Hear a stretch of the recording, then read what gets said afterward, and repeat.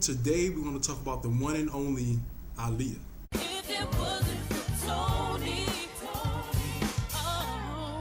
So I decided to make this video because it's August. Every time August rolls around, my emotions kick in when it comes to Aaliyah because we all know this is the month that she unfortunately passed away. But things have been spinning in my mind and I decided to make a video about Aaliyah's legacy and how strong it is. I'm also going to address some misconceptions I've seen over the years, whether it's on Twitter, Instagram, or from the public in general. I decided to wear my nice Aaliyah shirt. If you wanted to know, this is from PacSun. They currently have it available online. I'll leave the link below if you want to purchase it. For a better view, let's start off with the fact that Aaliyah passed away almost 18 years ago. 18 years. 18 years. Wait, I don't think some of y'all heard me. 18 years. 18 years ago. And she's still relevant as ever. Aaliyah is a cultural icon and legend, and she will be respected. Let's start off with some of the misconceptions that I've seen or heard over the last few years. My pet peeves I hate is when I randomly scroll on Twitter or Instagram and I see people try to call Aaliyah overrated. Oh, she couldn't really sing like that. Oh, y'all know she couldn't really sing like that. That really gets on my nerve because you know what? She really could. Like, did y'all not hear her acapella at your best, 14 years old? And another thing is, I feel like nowadays people feel like singing is like church singing. That Fantasia, Jennifer Hudson, Patti LaBelle type singing. If you're not singing like that, if you sing softer or you use your head voice, you do falsetto too much, oh, people feel like you can't sing. That's not the case. Whether it was singing or dancing, Aaliyah possessed that element of soft but powerful. Meaning, Aaliyah didn't have to be so aggressive in her singing or dancing to get her point across, to get people intrigued, to make people feel what she was doing, saying, whatever. It's a thing where people feel like you have to be aggressive. You gotta dance hard. You gotta sing loud. You gotta do runs like Kiki Wyatt for you to get your props as a singer, as a dancer. You don't gotta. Aaliyah didn't have to pop lock like Chris Brown. She didn't have to do back bends like Sierra. She didn't have to scream like Fantasia to get her point across. I feel like some people really wanted Aaliyah to be like a break dancer. They wanted her to break dance, spin on her head, do backflips while she sung like Patti LaBelle or something. Like, I'm confused over people. She couldn't really sing. She could really sing. Yes, she could sing. And I'm gonna keep saying this because that really gets on my nerve. And like, I even heard somebody say Sade couldn't sing because Sade used her lower register. That really annoys me because it's unfair. What if everybody don't have to sing like a church singer to be labeled a singer? Now, you want to get into the technicalities, that's one thing. But to just flat out say she couldn't sing, no, that's not the case. Oh, sorry, I'm getting hot. This topic gets me hot. Let's get into the other misconception. I know everybody's going to talk about it. Everybody's been thinking it. The Aaliyah versus Beyonce comparisons. Oh my God, just let it go. Let it go. It never made sense. It never will make sense. I get it. They were both black female artists in the game at the same time. Aaliyah was rising. Beyonce was rising from Destiny's Child. Aaliyah was solo at the time. And they both, let's just say this. How about we say Aaliyah and Beyonce both made an impact in the industry and they both still are. They both could have coexisted. People nowadays, back then, feel like there's only room for one. Aaliyah had that mentality where she supported others, but she was all for the advancement of her own career. She was her own competition. She said it best herself. I'm competing with myself to be the best. You heard that? Tying into the Brandi, Aaliyah, Monica comparisons where people be like, she couldn't keep up with Brandi and Monica. How is she going to keep up with Beyonce? What do y'all be talking about? Now, we all know Brandi had the upper hand as far as she had Moesha, she had the Barbie doll, she had CoverGirl, she was in the Cinderella movie.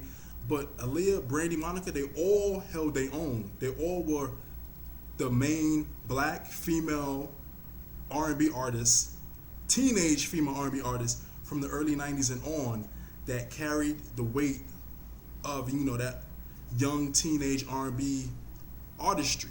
Their music was everywhere, the image was everywhere, it was all over the radio, magazines, TV stations, anything you could think of, they was all over the place. So for people to be like, Aaliyah couldn't keep up with, yes, she could keep up with them. Now, Brandi and Monica had they hit with, The Boy's Mind, and they all had their own individual success. But it wasn't like Aaliyah was so lagging far behind. There were many times when Aaliyah was ahead of them. There were times when Monica was ahead. They each had their own individual strides and peaks. Another misconception is that Aaliyah's last album, her self-titled, was doing so bad and it didn't pick up until she died. No. First of all, the week before she went to shoot the music video for Rock the Boat, the album was already certified gold. That means 500,000 copies were already shipped and sold before she even went to shoot the video, while she was still alive. At that time, that was good, and the album had only been out for a month. So for people to be like, the album was doing so bad, no, it wasn't. 500,000 in under a month? How was that bad? Now, compare it to the reason why she debuted at number 2 was because Alicia Keys had the top spot in the top 200 with the albums. Alicia Keys had just came out. She was popping just like Aaliyah, but her singles were more radio friendly. Aaliyah's first single was We Need a Resolution. As dope as that song was, it didn't really catch the radio people like that, for them to keep spinning it, for people to keep requesting it.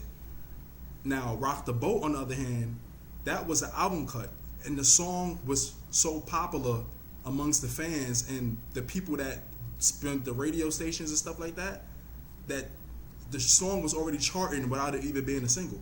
That's why they rushed her to the Bahamas to shoot that video. Now, I would assume as fans and people that's studying the music industry like that will all know the legal troubles behind Aaliyah's music catalog and the fact that it all has to do with her uncle, but it seems like people really don't.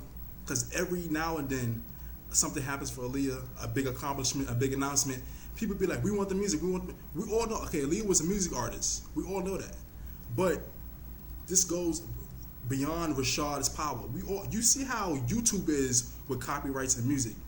You think it's that easy for Rashad to get the copyrights of Aaliyah's music when that was all in the hands of her uncle? Her uncle is the one who did her wrong. Her uncle, Barry Hinkerson, Google him. Barry Hinkerson is the one behind the reason why Aaliyah's music is not on Spotify and iTunes, and you can't find her albums nowhere. It's hard to stream, and every time somebody wants to sample her, do this, do that, it's always a big problem around her music. Aaliyah's uncle is the reason why. Not Rashad, not her mother. Sorry, I'm getting hot. This topic gets me hot. Now let's get into some of Aaliyah's accomplishments. Let's see this. I had to write them down just in case I forgot some. Aaliyah went multi-platinum multiple times. She was the youngest black female artist to perform at the Oscars. She broke airplay and Billboard records with Try Again. Also with Try Again, the music video, she won VMAs against Britney Spears and Christina Aguilera in the year 2000, which if y'all know anything about the year 2000, Britney Spears and Christina Aguilera was everywhere. They was everywhere. They was at the top. The two blonde hair pop white chicks, come on. And Aaliyah won over them. Are you telling me Aaliyah was irrelevant? And what? Okay, let's continue. Not only that, she had signed and booked a 7-movie deal with Warner Brothers, scheduled all the way up until 2007. Now, this is solely based off her performance in Romeo Must Die and her filming of Queen of the Damned alone. And she had legends like Stevie Wonder, Whitney Houston, and Janet Jackson wanting to collab with her. And that's just to name a few. That's just some of the accomplishments I can come up with on the top of my head. Aaliyah has many accomplishments and many things that a lot of people don't like to acknowledge. But I'm going to acknowledge them today. This is not for all of us, but for some, as fans, we must understand that we lost Aaliyah, the beautiful singer, model, actress, superstar. Rashad lost his sister. Diane, Michael lost their daughter.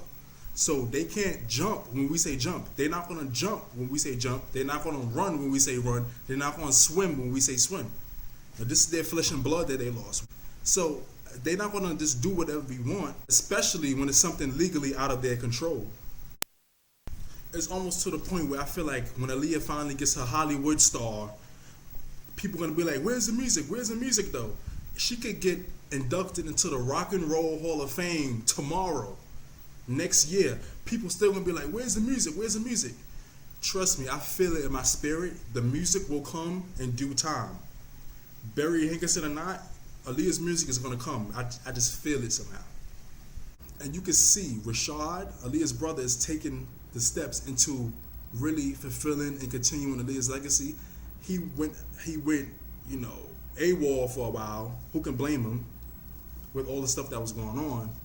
But he really is trying to continue her legacy. Let's start off with the fact that a year ago, Aaliyah for MAC Cosmetics was announced. And I told her I was going to give a shout out to Jennifer. She's the one that really pioneered that campaign and pushed it for over 2 years straight. I remember when we used to really message each other and give each other ideas, and she made all these campaign ads and slogans, and she was really gathering fans to give feedback to Rashad about, and to Mac, and to the petition about why Aaliyah deserved this petition and why Aaliyah deserved this collection and collaboration. And hold on, let me see something. Over 2 years, right? That means over 730 days Jennifer pushed this petition. She didn't take not one day. Every morning, every night, I see her posting on her Instagram, Twitter, everything. All her social media, she posted every day. And some of the fans, like me, we went in Mac Cosmetics comments on Instagram, Twitter, wherever, bombarded them, tweeting them every day about Aaliyah getting this collection. And it finally got announced. That goes to show that when Aaliyah fans come together as one, anything is possible. Anything can happen. I want to end this by saying, no matter what nobody says, Aaliyah is legendary and iconic. And she has inspired millions of people around the world, young and old, with her legacy, her everlasting legacy. Getting into the fact that Aaliyah consistently always plays on the radio. She's always getting sent about artists, always getting mentioned in articles about how inspirational she is. Let's also get into the fact that her wax figure at Madame Tussauds in Las Vegas just got announced. That's another big deal. And no matter what brand it is, whether it's Forever 21, Hot Topic, Urban Outfitters, or PacSun, her shirts and merchandise always sell out fast. Now, to all my Aaliyah fans, let's continue to make Aaliyah proud by keeping her incredible legacy alive. Thank you for watching. Don't forget to comment, like, and subscribe. And I'll see y'all in the next video.